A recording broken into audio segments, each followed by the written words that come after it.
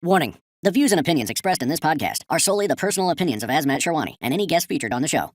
These opinions do not reflect the views of any other organization, Azmat Sherwani, or his guests, who are directly or indirectly affiliated with. All content shared is for entertainment and informational purposes only and should not be considered as fact. Any comments made about specific organizations, in particular, are not limited to Uber, AutoCab, iCabby, Cab9, or Cordic regarding their operations staff or data sharing practices, are purely personal opinions and are not to be taken as factual statements. Please consider this podcast as subjective commentary and not as verified information. Enjoy the show. Are CMAC prioritising jobs to Uber? No. Okay. However, do you see why people would be pissed off that they feel that they'd got you to a point of where you are now, to your 80 odd million and all that kind of stuff, and the company that's seriously affecting their work and their income and their family's income, the company that's affecting them, that you're in bed with them? Do you see why they'd be pissed off about that? Vizu at one point, in our opinion, were approaching existing clients of CMAC, of which they did some work for. Yeah. And then going and trying to undercut us and saying they can do it direct. Is it true that no one would have got paid if you hadn't acquired Minicabit? One for the road. One for the road, are you ready? Let us sit and talk, take a sip and talk. Take a sip. One for the road, everybody. Let us sit and talk, take a sip and talk. Lads, welcome. Thank you. Fantastic. I've been waiting to get you guys on for a while. I think with the thing with CMAC is that I'd say pretty much the most influential, largest aggregator in the market. And I think what was real testament to that is when we at the awards we had an Aggregator of the Year award, and you just kept winning it. So it just looked like you guys were paying me to win it. So I had no choice but to retire the whole thing. So I had to retire that award. So I think, you guys really influential, massive in what you do, and I've been wanting to get you guys on ever since we started. So I'm super glad that you've been on now. So before we get into who you are and all that kind of stuff, should we have it's one for the road. So should we have a cheers with our pints, boys? Cheers. Cheers, my mate. Nice one. Dry January out the window. Cheers, mate. Cheers, mate. I actually am on dry January, but I've made it to half the month, so That'll do. But this is massive for me. You know what I mean? Big achievement. So, lads, should we start with Pete? Why don't you start with who you guys are? Introduce yourselves for the people who don't know you, and then we'll go from there. So my name is Pete Slater, Chief Executive of CMAC Group. Been Chief Executive for, I don't know, actually, probably 5 or 6 years, but myself and my former business partner, Steve Turner, sort of ran CMAC jointly since inception, really, in 2007. I joined officially in 2008, but it was always a sort of, myself and Steve went to school together and we're still best mates to this day. So even though he left the business as part of the transaction, so myself and Steve have sort of run CMAC since inception in all its different forms. And then I'm not actually sure, what year was it when you joined us? 2016. Geez, so 9 years ago, Roger joined us as initially to help us with a particular issue we had, where we'd won a couple of rail contracts that we really needed some support in implementing, and Roger came in and just dealt with that more or less single-handedly, and hasn't looked back from there really, and then looks after all of our supply relationships, probably as the lead guy for probably 5 or 6 years now. Roger, I'd say, is it fair to say that you're pretty much the face of CMAC out there in their market? That's unfortunate, isn't it? I think from the supply side. I think as Pete mentioned, I joined the business in December 2016. Yeah. Obviously been around it for a number of years before that. Sort of started back what was CabFind. Obviously the sort of offshoots of, or the beginning of CabFind, when it was obviously Chris Jordan, Whittle Satellite, Davey Liver, around 2008-9. Done that for 6-7 years, and then for me sins, I was an original car hire. Yeah. So obviously done that for sort of 14-15 months until obviously that come to an end, and then Pete gave me a call and said, can I come and help him, and been there ever since. I think he could get rid of me if he tried, to be honest, but There's some truth in that. So nice. So you obviously the reason I say face of it, mate, is because even though I am super close to CMAC, because like you're one of our biggest backers when we do our events, and the thing is, I would probably say, even though I've been doing this for 10 years or so, I've met you a handful of times, whereas I don't think I see enough of her. Well, do you know what I mean? You know what I mean? You might as well live in my house. You know what I mean? How often I see you. But what I'm saying is, like, ultimately, you, I think you're out there in the trenches with everyone, and you're running the show back in the office. Is that fair to say? No, I just don't like you, so I agree with you. So that's pretty much the answer to that. Not many do. Not many do. No, I think it's very clear to me where all our roles are, and me and Roger have a great relationship. I respect everything he does in terms of, without suppliers, we don't have a business. Yeah. So in our world, and I know I don't always get it right, but the principle of us trying to get it right is always there, is that suppliers are as important as clients, if not even slightly more important, because if we haven't got anybody willing to do any work for us, or at the right rates, or go maybe a bit above and beyond what they'd normally do for anyone else, what have we got to offer? The technology's cool that we've got, but it's not anything that anyone couldn't necessarily replicate with enough effort. So the relationships we have is... I'm just saying, I think everyone has the perception of CMAC now, I think, as you alluded to at the beginning, of it's the biggest in the industry, and in the UK at least. And that was never, going back even 5-6 years ago, that wasn't the case. No. I mean, when I joined in 2016, we were predominantly dealing in the sort of coach world. That was the sort of crux of our business, and we'd done a very sort of small amount of taxis, and obviously because I knew a lot of people from CabFind and Carhu, I was sort of out there, obviously getting them on board with CMAC. So I think that's why I've sort of always been inexplicably linked with it, so to say. So Roger, what do you think happened then, mate, or what was the cause of that? Because if you think about, so from when I started in the industry, is it Brunel, and then you had again Carhu, First Group, all these different players, and loads of different aggregators sending work in and stuff like that. But I don't hear about any of them anymore. A few of the ones I've named have obviously ceased trading. Why have you continued to grow, and why have the others, fell on their ass, should we say? What's happened? It helped the fact we bought a number of them. Yeah. So obviously, in 2018, we went back and acquired CabFind. Yeah. Again, without going too much into it, it all kind of built. Obviously, when I joined CMAC in 2016, as Pete mentioned, it was to implement a couple of rail contracts, which at the time they'd won off CabFind. Yeah. Which obviously put a big dent in CabFind and made Transdev at that time sort of reevaluate what they were doing with the business. So we were able to pick that up again off the back of picking that up, then led us into getting Cabline, which was based down in Nottingham. And just off the back of that, naturally, we changed as a business. We went more into the sort of taxi side of things, and it's just something we sort of started focusing on. Yeah. As Pete mentioned, the fleets are the most important thing, and that's what we try to do. We don't always get it right, and as you get bigger, everyone loves the underdog. So years ago, everyone sort of was championing us and whatever, and you reach a certain size, and you do start getting a few. Let's get back on track with CMAC then. So tell me about the CD takeover, right?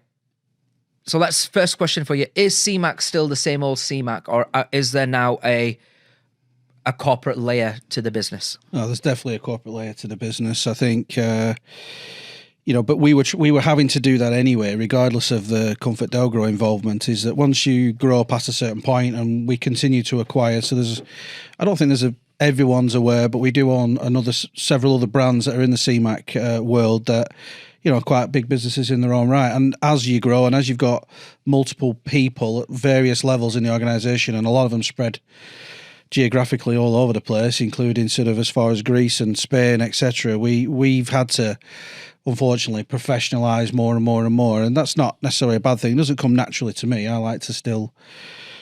it's hard to do when you just want to talk to everybody and whatever, but when you've got all of those layers, then we had no choice. So we actively chose, prior to CDG showing any interest in CMAC, we felt we had to start acting and behaving like a PLC anyway. Hence why, I don't know if you recall, but we brought in a chairman and we started doing board meetings properly and all that sort of stuff well before, because we knew that we were looking for some investment at some point.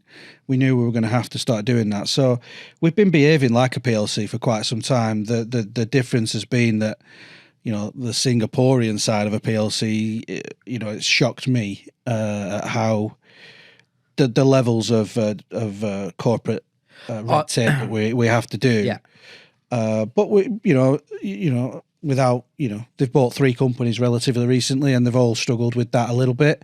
But actually, I think we've probably found it the easiest because of the pre-work we did to get us to that level. But in terms of the way that the company operates and the people within it, there's been very little change. Yeah, I mean, I did a couple of years in Singapore, and working over there, the when we say corporate here, over there it's another level of like, and you can imagine for a guy like me, it wasn't the right environment. No. So you know, I must admit, you know, I've not easily fit into it. It's been very difficult for me because I don't generally believe in the hierarchy in terms of you only speak to these people and you only, you know, and that's the opposite of the philosophy there. So that's took some getting used to, but I'd like to think that they're getting used to us rather than well, we are having to get used to them, and ultimately it is up to them. But generally, we've seen them soften into understanding why we are try to be more of a family orientated business where people look after each other and all that sort of stuff. And they've,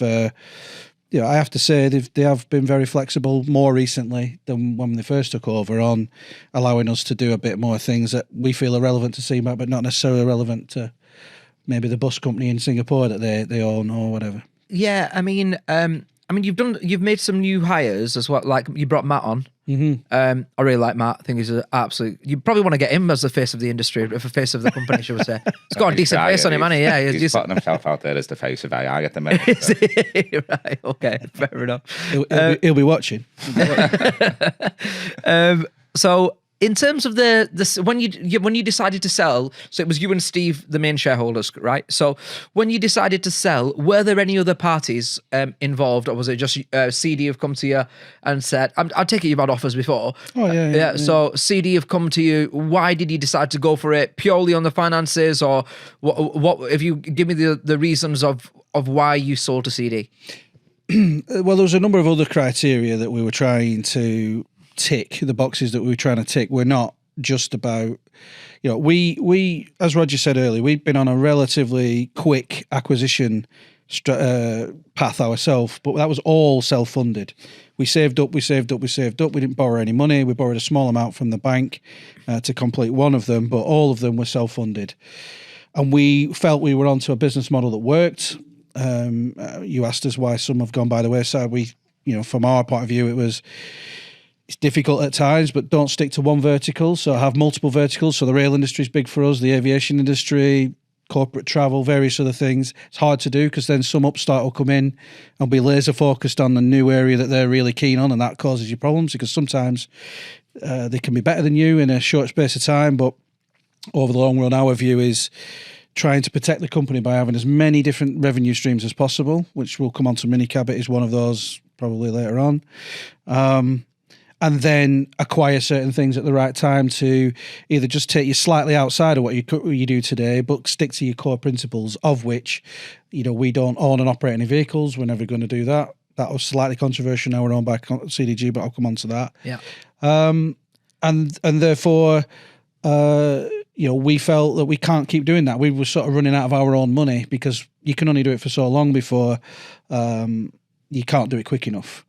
So we were always looking for a partner at some point when we felt that we really wanted to take this business sort of European and even international at some point. Yeah. And that's why we wanted a big partner potentially to help us with that. So initially we were sort of regularly talking to lots of different private equity companies. Steve did most of that. He sort of spoke to, I don't know, we must have had 15, 20 approaches from various different levels of private equity. As we grew as a business, you sort of go up the leagues.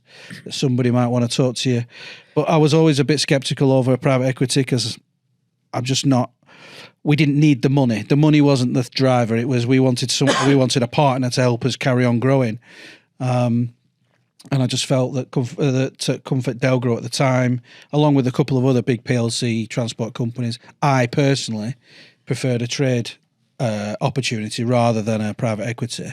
But we were considering all sorts of things because Steve had made it very clear that he, as whatever transaction we ended up doing, he wasn't staying, which meant that we had a skill set to cover and a reason why, we'd have to let one of the founders go, which some people would have been frightened about. Some people would, as long as you can put a decent story together as to why that might be or why it's not a major issue. So we did go out to market. If you want the honest truth, we went out to market actually in the middle of COVID because I was that blinkered. I genuinely thought that COVID was a period of time that was here 1 minute, gone the next. Yeah. I didn't know it was going to turn out to be as big as it was. But in the middle of that, obviously, a very strange time for everybody. The private equity industry seems to be just willing to invest in sort of toilet roll manufacturers and alcohol wipe companies and so on. So a transport company, primarily, large amounts of revenue coming from flight disruption when there's no flights in the air, it frightened them all off. Yeah. So we were left with sort of that process that we sort of said, oh no, it's just the wrong time, even though I thought it was a good time because I thought people had a bit of time to concentrate on the future of what would be a good business to invest in. And I got the private equity industry all wrong, I think. And I still think that was stupid of them, in my opinion, but, we are where we are. So we decided to pause the process, wait for us to demonstrate that everything did spring back roughly to where it was before.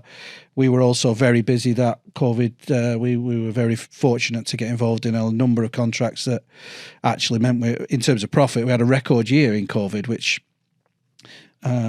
proved to a lot of companies that thought we were going to really struggle, that we were resilient to it. So that meant, when things did sort of return to somewhat normality, we looked at the market again and we had a lot of interest from a number of PLCs, and ComfortDelGro stood out to us because we really enjoy working in the rail industry, even though the UK rail industry did turn on us at one point because they could self-award a lot of contracts that we used to have, which is highly controversial.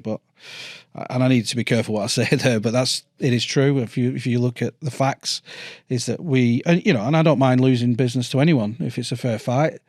If a tender exercise is fair and fit and proper, and we lose, then we lose. It's just we just have to learn from it and move on. But if we lose because we haven't done anything wrong, but somebody else happens to own someone else and they get a contract on the back of it, I don't like that.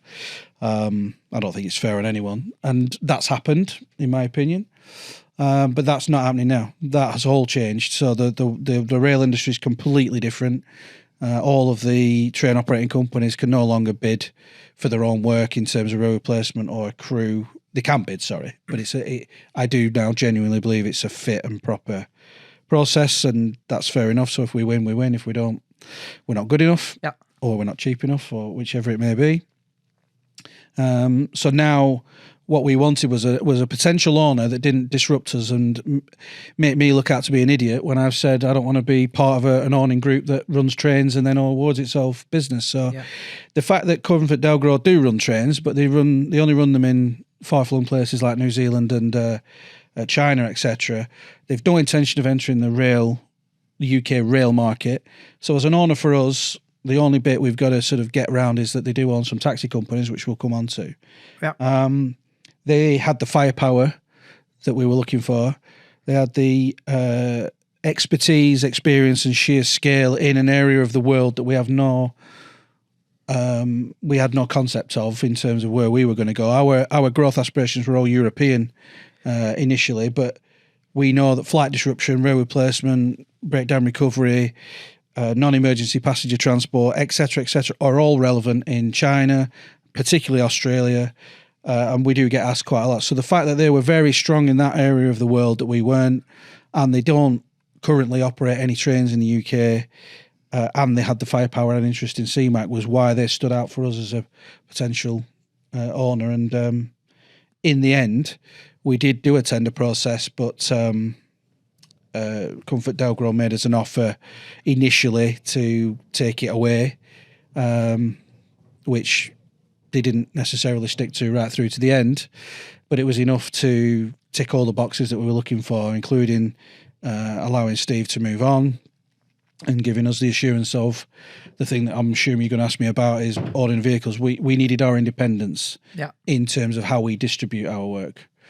And that is something that was sort of non-negotiable for us, because if you take that away from us, there isn't a lot left in terms of why would one operator work for us over another if we're forced to use one because of an ownership issue or something. Yeah, so I'm going to delve into CD and potential competition and all that kind of stuff. But before we do, in terms of the deal, are you able to tell us about the financials? Like, so what did you sell for? It was in and around 84 million. 84 million quid. Right, okay. So if you look at what dispatchers have sold for, what, taking taxi companies aside, that's probably the biggest sale in the industry. Would you agree? Well, it depends on how not taking what you people, put not us in, taking but taxi, yeah, I mean, if you look at aggregators or technology, if you take taxi companies out of it, so like an Adley sale or anything like that, I'm saying actual supplier into the industry. That's a better way of putting it. Would you say it's the biggest? Well, you would probably know more than me in terms of all other types of deals that are out there. But all I can tell you is approximately an 8, maybe possibly 9 times multiple of our profit at the time. Yeah. And I still think ComfortDelGro got a good deal out of that. Nice. I mean, it was more than that initially. I'm not going to go into that detail, but we did get offered a lot more than that, and then that's in the end, it's where we settled at after a significant amount of diligence, nearly 2 years worth of diligence. They did, well, not quite, 18 months of diligence on us, and to stand up to that kind of scrutiny, you can imagine, is not easy to do. And the whole team that we've got, you know, large parts of them were taken away from their day jobs to deal with that, and it was, you know, so the guys have been amazing through that process. Question for you, Rog: has the money changed him? No, he's always a dick, and now he's even more of a dick. Yeah, I think that's why we get on so well, to be honest, and why we're stuck around it. Look, it's probably the same as yourself, you know, northern working class lads, aren't we?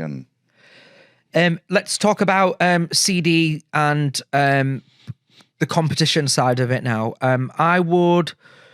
I'd like to know from you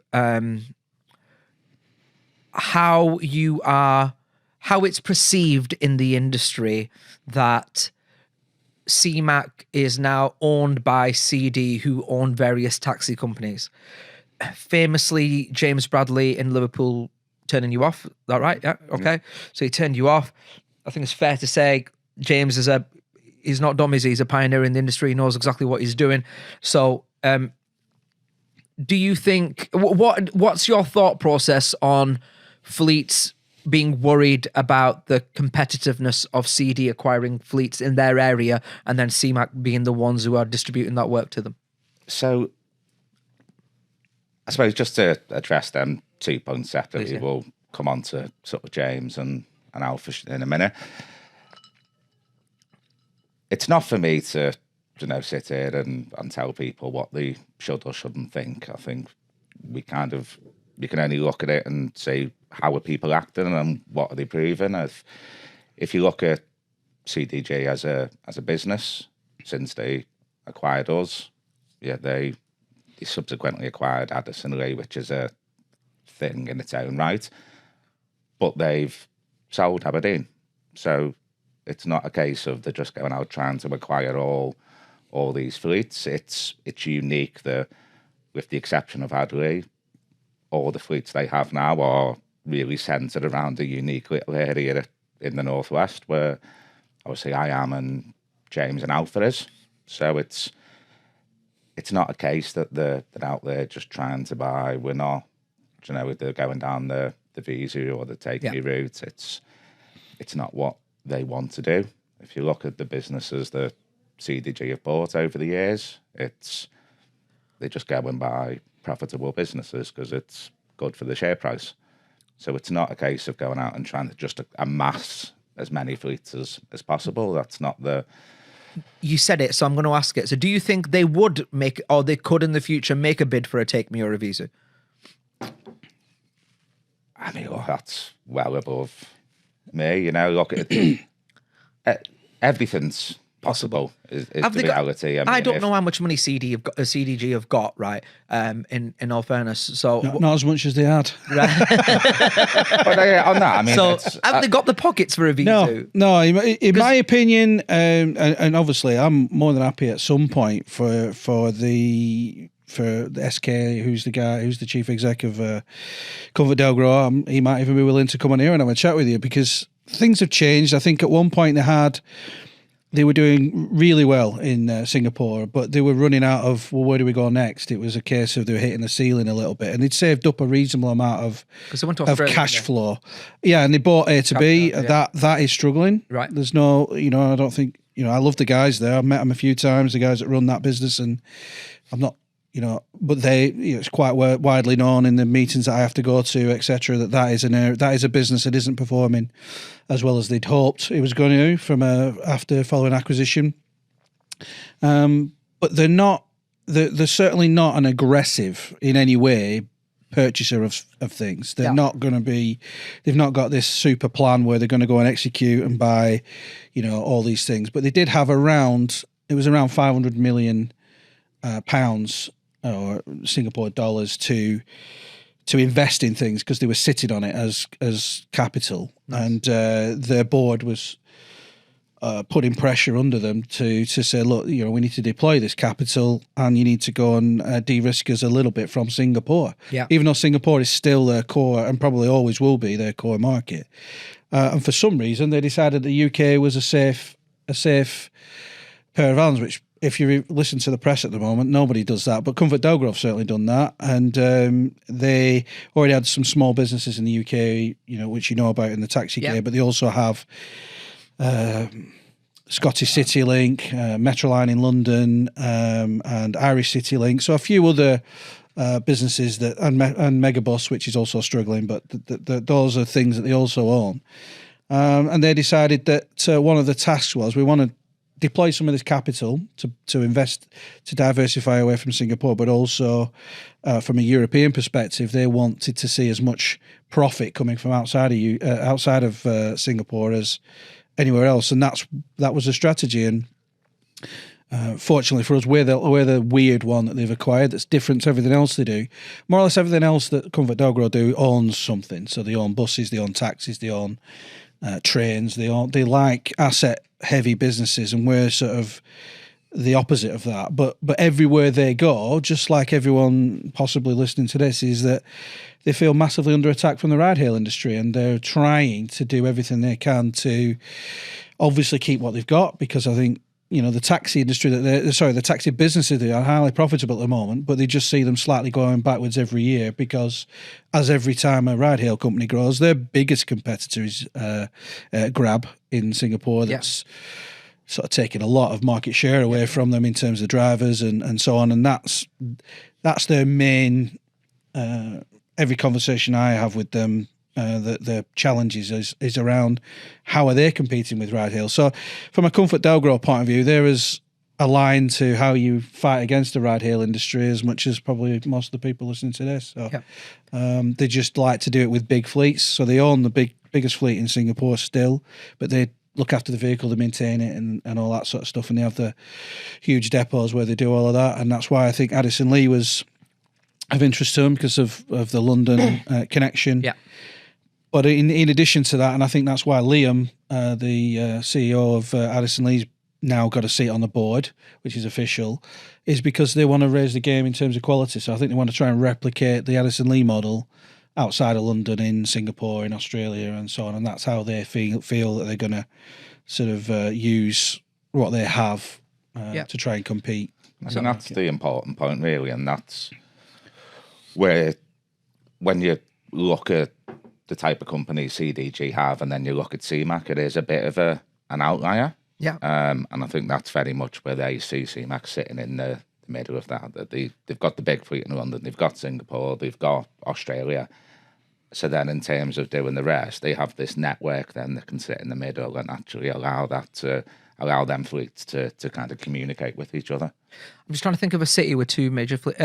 Oxford, they've got 001 and Royal. Yeah. Do you work with both of them? Yeah. Okay.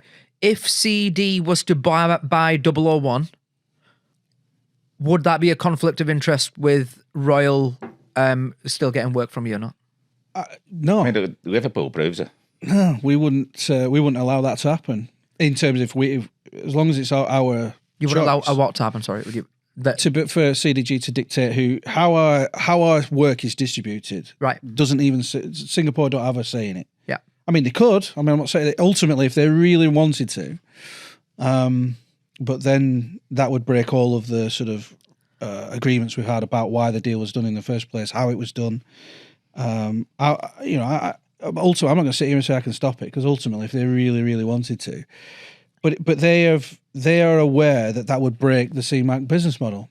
If the way that work is distributed is in any way influenced by other factors other than price, performance, previous jobs, whether we're integrated or not, those are the criteria. It's got nothing to do with who owns the business. Yeah. And That's the thing. Once you do it once, yeah, we're screwed. and that's why we went to sort of great lengths. I look, it was a shame how things transpired up in Liverpool. Yeah.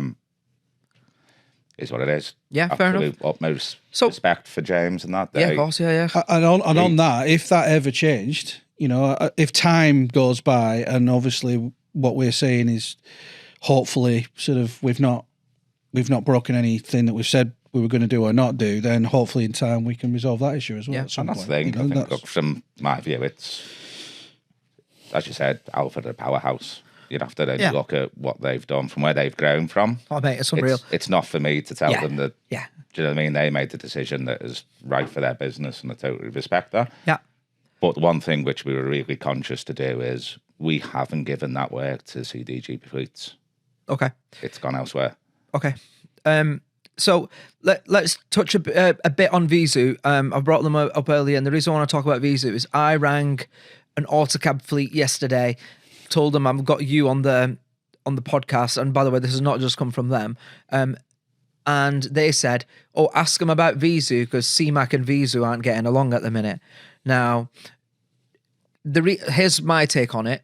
I don't think that nobody's not getting along. My personal take on it was that with Vizu going for national accounts, okay, going down because they've got the network now that they can cover. I think they might even be partnering with fleets, etc. Do super fleet. So the question should be a two-part question. One, is there a problem with Vizu? I think you're going to tell me no anyway. And number two is the fact that if super fleets are now going national and going after big accounts themselves, do they still need a CMAC? Roger might have a different opinion from me on this, but my opinion's very clear. I business is business, and if people want to try and grow the business, crack on, and fully respect people have all got to do what they've got to do.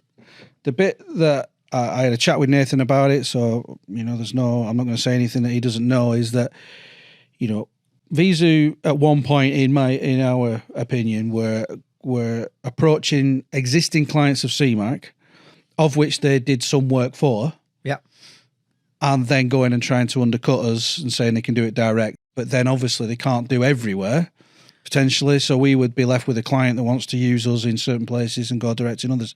Sounds like Paul Gosney, that, doesn't it? So that pissed me off. So I had a chat with. I don't think it was Gaza. Was it not? I think you got the first name right. Oh no!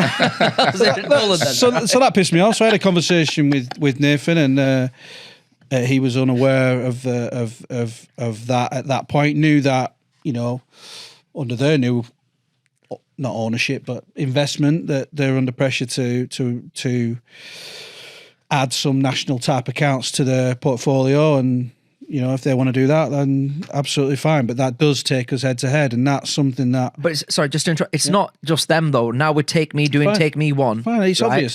So why would you? Look, Yeah, it would I Take think- Me One as well because they're now so obviously Vizu because we mentioned Gozza and obviously Paul. They've actually obviously got a team going after those accounts as their jobs to do it, and it's business. Fair enough.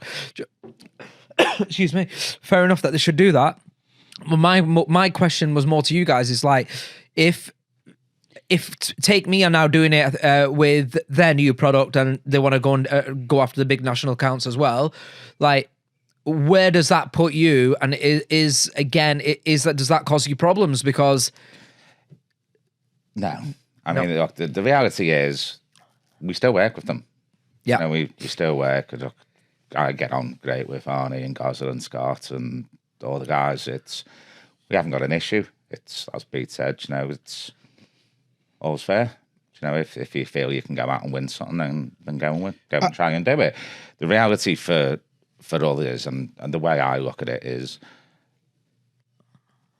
what we do as a business, and I think people don't necessarily understand this. It's not just taxis we do. yeah, So we do the coaches, we do course, yeah, hotels, we do all sorts of stuff in the background that has been built up over 15, 16, 17 years. So there's a lot to replicate there. So if a customer solely just wants to go and buy a taxi and get it at the cheapest rate, go with whoever you want. yeah. Haven't got an issue with it. Okay. And we're not going to fall out with anyone over it. But we stack our service up against anyone in what we provide. And I have a view that, in my opinion, you should stick to what you're good at. And in my opinion, fleets are good at what they do. Yep. Aggregators are good at what we do. And it's not as easy doing what we do as people necessarily think on the surface. But in my opinion, we tried it many years ago. We tried to have a few vehicles and drivers and depots and things, and definitely not a skill set I've got or anyone within CMAC has. I just think you should stick to... doing both is difficult. I think if you start aggregating when you're already an operator, you'll end up with a lot of challenges when you start keeping the work for yourself, trying to distribute bits.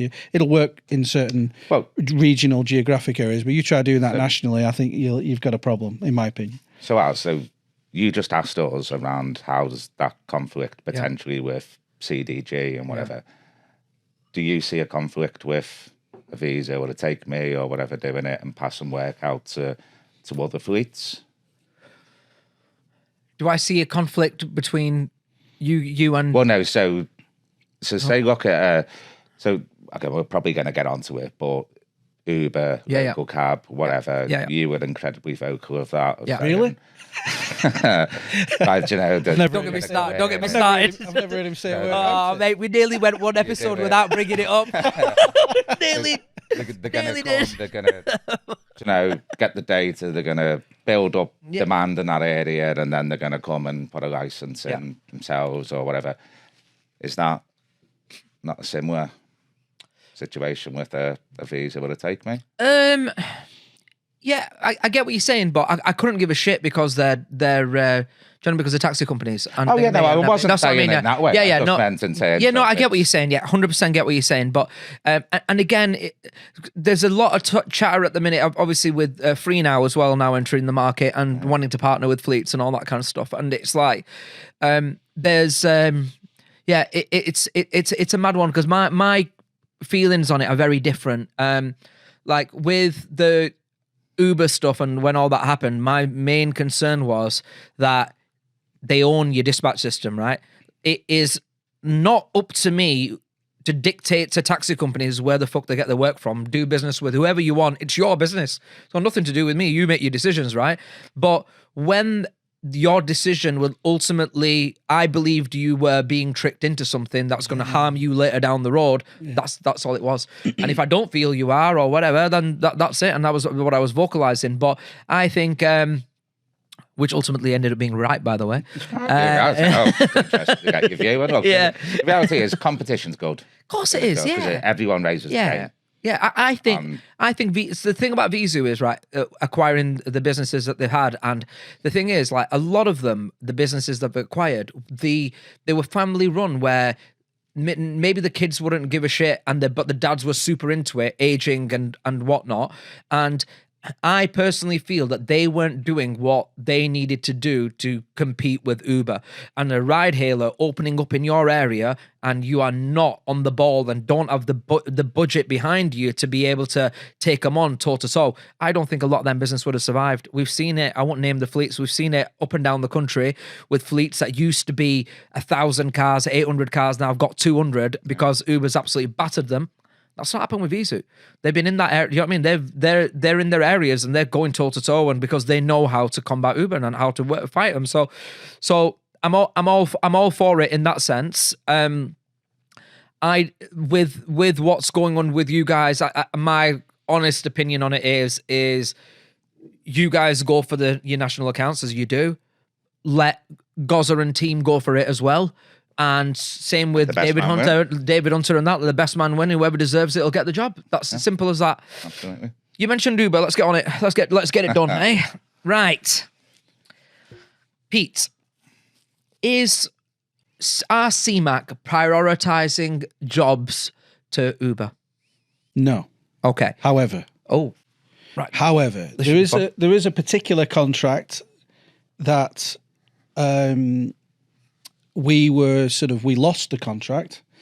A national-based sort of breakdown recovery company, of which there's not that many, so people can probably work out who it is. It's one of the bigger ones. We lost the contract, albeit it wasn't. We'd sort of come to the end of our sort of normal contractual terms, and then the contract was rolling without a tender exercise or whatever. And we just sort of noticed that the volumes on that particular account were dropping from where they historically was. Sometimes that can be a weather-related issue or whatever, so it doesn't immediately flag as a huge problem. But this was consistent, and we could notice. So, as through our normal account management channels, we sort of discussed with the client what's happening, and they quite rightly, slightly embarrassingly, that we didn't realise that the contract allowed them to do that. But it did mean that they were entitled to use other providers should they wish to. So what they'd done is they'd done a deal with Uber without telling us, gone directly to Uber. And this is for, like I said, a breakdown recovery. So this is more or less immediate. People can be anywhere in the country and they need to be moved, usually back home, but sometimes it's to a hotel or a service station or somewhere safe. Because the breakdown recovery company's priority is the vehicle, and then you as the individual, depending on the policy you have, you could be entitled to a vehicle home or whatever it is you're doing. So I asked them why. They said, well, much cheaper was the main driver. It wasn't anything to do with the service, or we certainly hadn't had any complaints about the service level. So it wasn't anything to do with that. It was to do with, some procurement guy being promoted from one department to another, wants to make a name for himself. It's a relatively big account and thought he could save a lot of money. Did a deal with Uber. The problem was that then Uber can obviously, even as big as they are, they can only do the areas where they've got coverage, obviously. Yeah. And that kind of contract, you are bound by, you have to pick people up within X amount of time. And that's why someone like us, where we have to pull from thousands of suppliers potentially, we never expect a supplier to always be able to cover a job. They can't. We know that. But that's why we need to have multiple choice, and that's why we've got to maintain the relationships we have. So in this case, we lost the contract because I said to we can bleep that out. I said to the do you want to make it all that time? Leave that part out. bleep that bit out. I said to this breakdown recovery company that they couldn't definitely need to bleep that out. Yeah. They couldn't do that because unfortunately you can't cherry pick all the easy jobs and give us all the difficult jobs and expect us to continue at the same margin, because that's just not fair on anyone. So we're going to double or treble our margin on the more difficult areas, the more rural areas, and you're going to have to factor that in your overall cost saving that you think you're making. And in addition to that, I'd like to think that you your ops team now at the moment, you're making them use 2 different platforms. How do you know when to stop using Uber and to start using CMAC, for example? How does your ops team know? You know, we all know what Uber drivers tend to do is that there's a long list of jobs stacked as high as you can, and they will just select one. So the problem with the breakdown recovery type contracts is you can arrive as the taxi to collect someone, and they might not be quite ready because we need people to wait, and we will pay the waiting time, etc. But you know, I said to the, "Are you sure?" Again, I said to the breakdown recovery company, "Are you sure that Uber are not charging you for many cancellations? Because every time a driver arrives, the vehicle's not ready, they move on." So they then changed their tune and understood our position and understood our value as to a national provider where you have to provide a taxi anywhere in the country within a given time frame. Even Uber can't do that. And that is the difference. So if the type of contract is you have to be able to provide within a given time frame, etc., fully managed, 24 hours a day, willing to understand that we need to make a margin out of that, and eventually we moved back to us and said, well, they'll come back to us. However, we had to prioritise Uber as part of that contract in the areas that they were already looking at before we got the contract back. And all of the work now comes through us. So I can't sit here and honestly tell you that we don't prioritise Uber on everything. But that is the only contract of which we do, is that right? It's the only contract we do. And it was client driven rather than CMAC driven. Okay. That said, Uber are I had a relatively frank conversation with only the guys that we deal with, so they're not super, they tried to we had a conversation around working closer together, and, they wanted certain things that we just simply were not willing to agree to, and it got a little bit heated. Things seem to have all calmed down a bit now, and they understand our position. I think most of it was a misunderstanding from their point of view. They thought we were just effectively a reseller for Uber, and all we were doing was sort of using the Uber name, and obviously I explained that that's certainly not what we do, and I would hate anyone to think that that's what we do. So that's the point. Once we sort of explained it, they are just a fleet. They are treated the same as everyone else. They don't get any preferential treatment. They don't get. Do you see why people would be pissed off that they feel that they'd got you to a point of where you are now, to your 80 odd million and all that kind of stuff, and the company that's seriously affecting their work and their income and their family's income, the company that's affecting them, that you're in bed with them? Do you see why they'd be pissed off about that? Yeah, but hopefully the explanation we've given you shows that, well, if we hadn't have done anything about it, Uber would have had to find a solution for the rest of the country, and the work wouldn't have been distributed anyway. So from our point of view, that's the thing. It's we're not caving in on the rest of the work we have. The reality is, and look, I'll put it out there now, and I can happily, if anyone wants to come and up the office and sit, I'll quite happily prove it to them that we prioritise traditional fleets. Okay, that's what we do. And the reality is we're in the day and age where Uber exists, right? So if you have a customer that comes and says, as in this instance, I want to use them, you have a choice. If it's 20% of the work or 30% of the work, okay, you go, okay, I'm going to lose that 70% that is out to traditional fleets to make a stand. Or do you retain that? And then what percent of CMAC work is serviced by Uber? You know this because it's minimal. I mean, ballpark me. It's about 7, is it? I remember from somewhere. I mean, it does vary. Under 10%. Under 10%. Oh, well. Okay, well fine. under 10%. Right. Okay. Fair enough. Right. So, and that's internationally.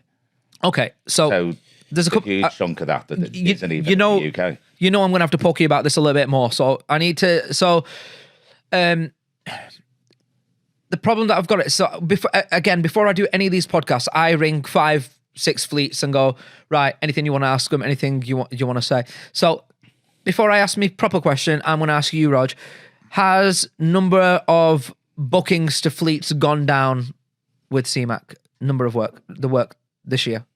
across all fleets now. No, right, okay.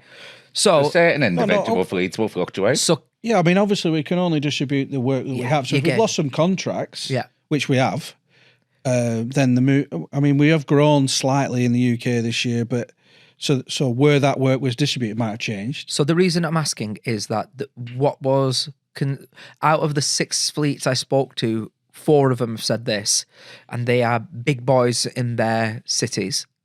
They said that then they feel that the number of CMAC jobs has gone down, and their worry is that those jobs are being pushed onto Uber.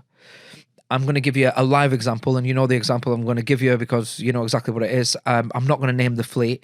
The only major fleet in their city, dominate that city. They put in a Motability job, and it was from their office, and an Uber came to their office to pick up the passenger. I'm sure you know what I'm on about. Yeah, exactly. You know exactly who it is. So. Can you explain why that happened? Or that I know it's a very thousands of jobs in that one specific case, but if they were, you know, the size of that fleet, so there must have been 500 live drivers at that time, right? So that's a unique example. Yeah. So that particular city, they are, for all intensive purposes, the only fleet we work with. Yeah. Right. We try and send stuff, obviously, automated via the API, what have you. Doesn't always work. You know, that's across every system. Yeah, of course. You know, and so if we can't get a job through, whether that be because there's an error, the zone's blocked, there's this, there's that, the customer number is banned for that provider. There's a variety of reasons why jobs won't go through. Yeah. We did provide the reason on that one. Okay. So yeah, and look, nothing's ever perfect. No, of course not. No, you know, we don't sit in and claim to be. So when did that happen? That's a while ago. Yeah. So that was one of the fleets I spoke to last night, and they were like, well, why did this happen then? Because so just categorically, one more time for the industry, so we can put this to bed. Less than 10% of your work, so 90% goes to traditional taxi, less than 10 goes to Uber. Correct? Yes. Way less than 10. Right. Perfect. Okay. I'm hoping that puts some of this to bed. Right. One more question on it. That way less than 10, has it gone up from the year before? Yeah. It has gone up because of that contract we just mentioned. Yeah. Because of we lost. I'd have to tell you the dates, but making all that time as well. Yeah. We're gonna bleep that. It's gonna be like a swearing session where we just bleep everything out. But yeah, right. Okay. I think that Uber stuff's covered. So what I would like to talk to you about, I think this one's for you, Rog. Actually, but probably both of you, is because of the politics of dispatch providers, right? Which obviously, like, I know a lot about because I'm now like Cordic are the only ones who are working with me at the minute. I used to work with all of them, but ever since I did my relationship with iCabby, doing the reselling for them and all that, everyone walked away, as if to say, because they see it as a conflict of interest, which I get from me. I feel for you because I get the pain of when you're not doing anything conflicting. And you've been to any of my shows. It's really simple. Whoever pays me the most money gets the most exposure. You know what I mean? It's a business. You know what I mean? That's how it is. But obviously people felt like that way or walked away or whatever. It is what it is, you know what I mean? But what I'm trying to get at is my battle of trying to prove I'm neutral and whatnot. You guys must have had those challenges. Or you're giving more work to iCabby, or you're giving more work to Uber, or to Autocab, I'll call them Uber. What? Yeah, but our relationship has always primarily been with the fleet, not the dispatch provider. That difference, though, is... You know, we have to stay, you know, I don't care what, you know, whatever taxi company wants to choose, whoever they want to choose for their technology provider or dispatch provider, it's got absolutely nothing to do with us. As long as we can communicate with it and it gives us the kind of information back that we need, who are we to decide which is best for your business? And it's got nothing to do with us. So that's always been our stance and always will be, as far as I've got anything to do with the business. So it is. It's a challenge. I think it's like most people or most things in this industry. Like you've got your big super fleets who have got the big personalities and whatever. It's the dispatch world is no different, and it's it's where you sort of started. It's every bit as competitive. Yeah. So everyone always wants to do the best for their fleets and the best for themselves and what have you. And it is. And look, we work with 30 plus internationally. So we've done something right, I believe. Who's your favourite? You enjoy having pints in Dublin more than anywhere else, so am I right? That's like asking him who his favourite child is. So I'm not fussy. Which is your favourite child? Yeah. Right, fair enough. And then, because you have had spats. You've had spats. Yeah. There was the infamous autocab spat where you were potentially getting turned off. You were me and you were in Marrakesh, weren't we?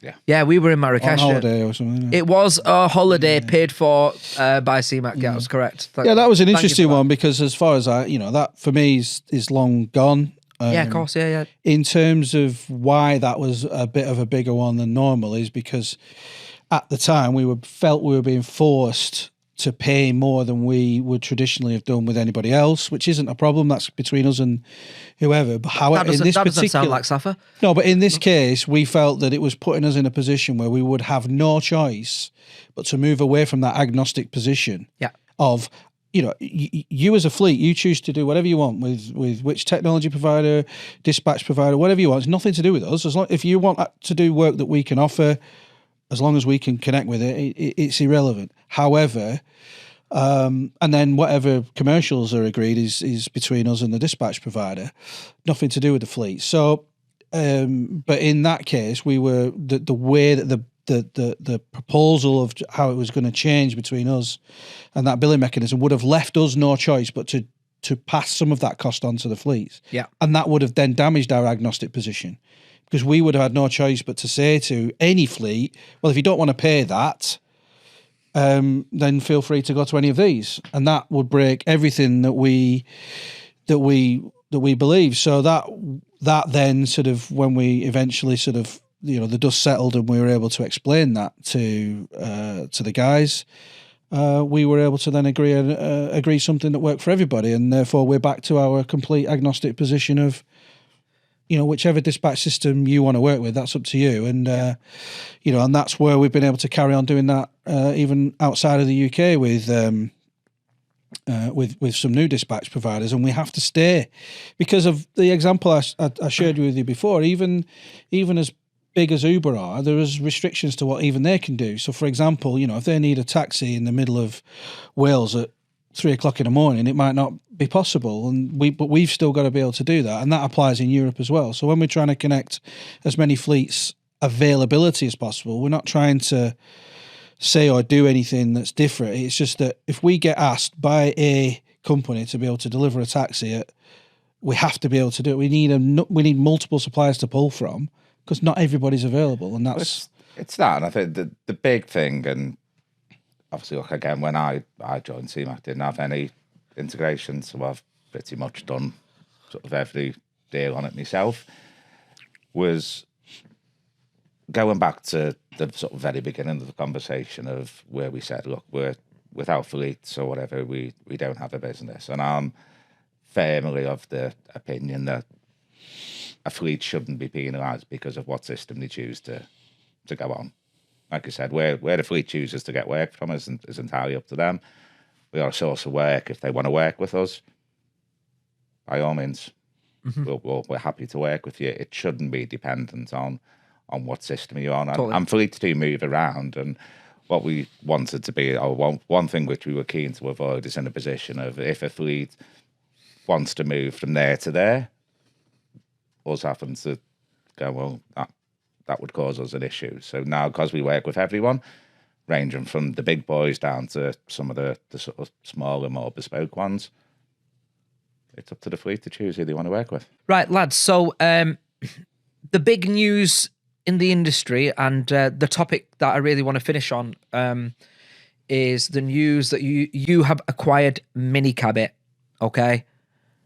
Why on earth would you want to acquire Minicabit? Like, serious? Like, people are saying to me, like, they just don't understand it. So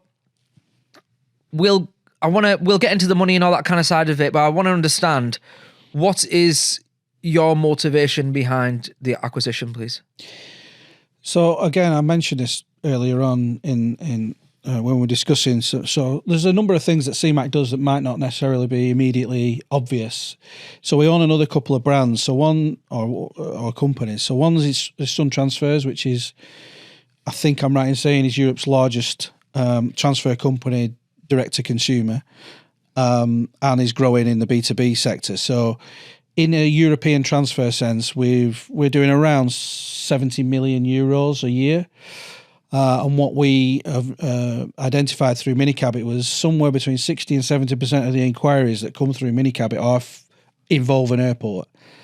So for us to be able to sort of link those two together, that the UK element of the transport on a holiday or any trip that includes an airport, we want to tie that up with our Sun Transfers business. So that's one. Second is that we also own another brand called another company called Coach Hire Comparison, that also is a UK network aggregator of larger vehicles, anything from 16 seats and above. But even though Minicabit is called Minicabit, an enormous amount of the quotes are still for 16 seats and above. And the crossover of those two is we want to sort of capitalise on. But ultimately, it's another business model or business case that generates a reasonable amount of revenue for us to distribute through our network of suppliers, of which we think we're well placed to do. So it ticks a lot of boxes in the fact that they don't own and operate any vehicles. It's a platform. It's a different type of revenue, but it's aligned to other things that CMAC does, and we want to try and Roger's job, unfortunately, is to try and distribute that through a lot of the existing suppliers that already enjoy working with Minicabit, but also a lot of the new ones that CMAC has a good relationship with. So it's to really supercharge the business from where it is today, from where it maybe was 2 or 3 years ago. We think we can do that. It's that, and look, regardless of people's opinions on it, when we actually looked at it, it generates demand. Yeah, we can't get away from that. You know, it hits high number of searches per day. Yeah. And I think the reality is once a customer, for want of a better phrase, has landed on the Minicabit site, they're just a customer that's up for grabs. They're on there because they don't know who the local fleet is in the local market. They don't know where to go. And the reality is, outside of that, they're probably going to end up in Rydale. Yeah, fair enough. So having a site there, and it's all, you know, I'm sure everyone knows, the customer knows who they're booking with. It promotes the local fleet. It is pure comparison, and yeah, we just felt it was worth a punt. I feel that the majority of their customers or suppliers do not like Minicabit. The reason they don't like Minicabit is because they owe a lot of people money. Okay, who's getting their money back, or how are we going to get that money back?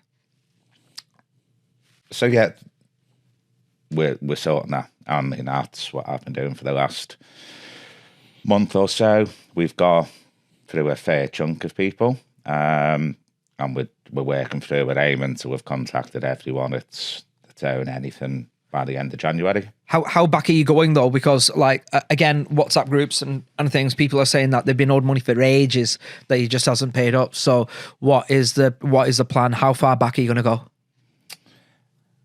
Again, it's we're looking at each case. Everyone I've personally spoke to, and Simon Hill has personally spoke to so far, what they're owed, they've been paid. Okay. I mean, look, I'm going to sit here and say there isn't a limit to it. If someone pops up from 2011, then, you know, maybe not. Yeah. But yeah, for at least that, you know, I believe with for what I know is owed, everyone should get absolutely everything back. I don't know if you're going to answer this or not, and apologies for if it wouldn't be me if I wasn't cheeky about it, but is it true that no one would have got paid if you hadn't acquired Minicabit? I can't guarantee that, because somebody might have come out of the from the woodwork, but you know, I think Amir, the owner, would agree that things were getting to the point where there wasn't much left for him to be able to do to rescue the business. So unless we pulled that deal through, I think it's fair to say that nobody would have got paid. But we were never going to buy anything. And I know we don't always get it right, but I'd like to think we have a good reputation in general for payment and over an extended period of time. But there's no way we would be getting involved in anything that meant that the suppliers would get shortchanged by it. So this deal for us was, if we're going to do a deal, we've got to settle up what's owed. So as long as what's on his balance sheet, yeah, we're paying in terms of who he owes. Okay. If there's something on there that we don't know about, that's why Roger's being a little bit cautious but as far as we're concerned, the diligence we've done, anyone who was on the balance sheet has been owed money from, it's supposed to be in its entirety. Then Roger's working through payment plans with those guys and everyone will get paid. Hats off to you, mate, honestly, because I think when the news broke, everyone's like, oh, what's going on here? And as you're aware, when you get a lot of people together, especially in WhatsApp groups and stuff, people panic mode and say, and the odd thing here and there. The thing with Minicabit, the technology, the aesthetics of it don't look the best as well, and all that kind of stuff. So it was like, why are they acquiring? What could possibly be? I think there's a few elements to it, to be honest. So look, there's been a lot of people over the years that have, gone pop and took people for a lot of money, and it's kind of been the end of certain fleets that I've known over the years. The reality is there's a lot of fleets that we already work with that have been owed some money, and there's an element of, well, we work with them. We want to try and do what's right if we believe we can make something out of the business, which we did. So the added incentive there was, okay, we get to pay these people back and make sure that they're not out of pocket. So they were going to go pop, in your opinion? Can you answer that? You don't have to answer that if you don't want to. Yeah, it wasn't looking good. All right, last one, and I know you're definitely not going to answer this one. Is it true you bought them for less than £5? Well, no, because the actual transaction fee wouldn't have been particularly high for the value of the business, but because we have taken the debt on, yeah, and it's a significant investment. Yeah. To take on the debt, but I mean the acquiring of the business. So basically this is what I'm trying to say is and I've said it before, is that fact you've come in, you've kind of rescued all these fleets who've been owed money because they weren't going to get their money if you hadn't done the deal. And I appreciate you've got to stay respectful, and you've done a deal with somebody and you've got to stay right, and I totally appreciate that. You can't blame me for trying, though. I mean, I think what I can say is that Amir is staying with the business. Okay. He's an entrepreneur. Got some great ideas. Really good at what he does in terms of getting stuff going, so we're allowing him. The deal with us is we're going to allow him to carry on doing that part of the business. So he's fully targeted now on business development, and then the rest of the departments within Minicabit are now going to be amalgamated into CMAC. So from a supply relationships point of view, unfortunately for Roger, there's a few more. I mean, like I said, there's a reasonable amount of crossover anyway, but there's some new fleets to us that we didn't work with before. That all comes under Roger's remit and his infrastructure below that. Amir's going to be concentrating on generating business and revenue. And then operationally, it's going to be delivered centrally through CMAC. So the same way we distribute work, the same. We've got some technical work to do to integrate and so on, which we haven't even started yet. But the initial plan is Roger's working with the right people to pay down what is owed. I don't really have too much detail on that in terms of exact dates. Roger's working on that every day. And then it will settle down, and then we expect to put the pedal down, and we want it to generate a lot of revenue that we can distribute to that network once everyone's been cleared. Lovely. Rog, well, let's finish with you, mate. Do you is there anything that fleets should be doing who are owed money? Are they meant to be? Yeah, ring Roger. Ring Roger. all 783 Yeah, no. Look, everyone, to the best of our knowledge, everyone who you're aware of it, yeah, was owed money has at least had an email to say they will be contacting them. My email address was on that email. Yeah. So for anyone who either hasn't seen it or We could ping it on whatever, screen for everyone, can't we? just stick it on and there just you go. drop me an email and we'll be in touch and we'll get you money. Brilliant. All right, lads. Well, look, that was tamer than I thought it would be. But no, really. Yeah, sorry about that. No, I appreciate it. Yeah, answered everything, really honest. So, again, what I will say is like, absolutely phenomenal firm. From a personal point of view, you guys always back everything that Dotted do. We'll continue to support you as long as you have been supporting us. So, top blokes and like I said, like you said, working class Northern lads. Great to carry on working with you. And I look forward to our relationship continuing. So, thank you so much once again. No problem. Thank you. One for the road. One for the road, are you ready? Let us sit and talk. Take a sip and talk. Take a sip. One for the road, everybody. Let us sit and talk.